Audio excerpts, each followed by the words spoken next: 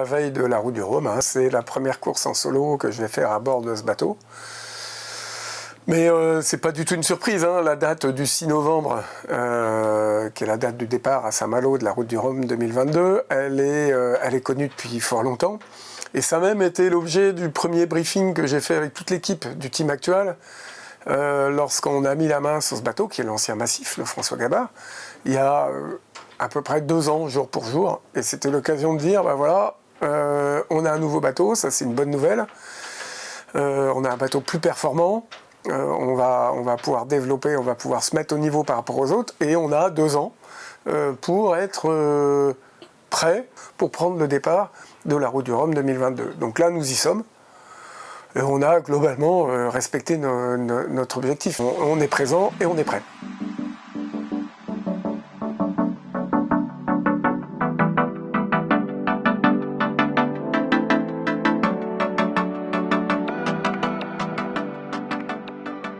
L'enchaînement du calendrier était hyper adapté, puisque on a navigué sur ce bateau-là aux couleurs d'Actual début 2021. Fin 2021, il y avait la Transat Jacques Vabre, qui était une grande course, hein. Ça faisait deux routes du Rhum à peu près en distance, mais en double, avec Anthony Marchand qui travaille avec nous dans l'équipe, qui est skipper remplaçant sur la Route du Rhum, donc qui connaît parfaitement le bateau et et avec qui on collabore régulièrement au quotidien pour répondre à toutes les questions que pose la navigation en solitaire sur le bateau. Il n'y a rien d'impossible, juste quand tu es tout seul, ça prend un peu plus de temps. Faut bien réfléchir aux enchaînements de manœuvres, faut bien réfléchir au temps que ça peut prendre, faut bien réfléchir à ne pas se mettre dans des situations qui soient des impasses dans lesquelles on ne puisse plus manœuvrer, qui sont possibles à bord de ces bateaux-là, qui sont des gros bateaux sur lesquels il faut être toujours dans l'anticipation. Encore plus, moins on est nombreux à bord, plus il faut être dans l'anticipation. Donc c'est notre métier, hein, de faire naviguer des bateaux de course au large.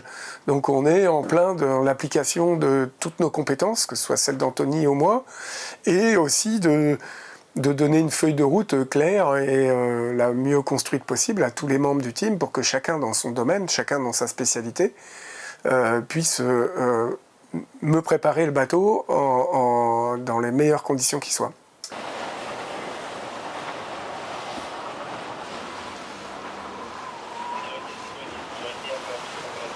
En ultime, ça va aller très vite.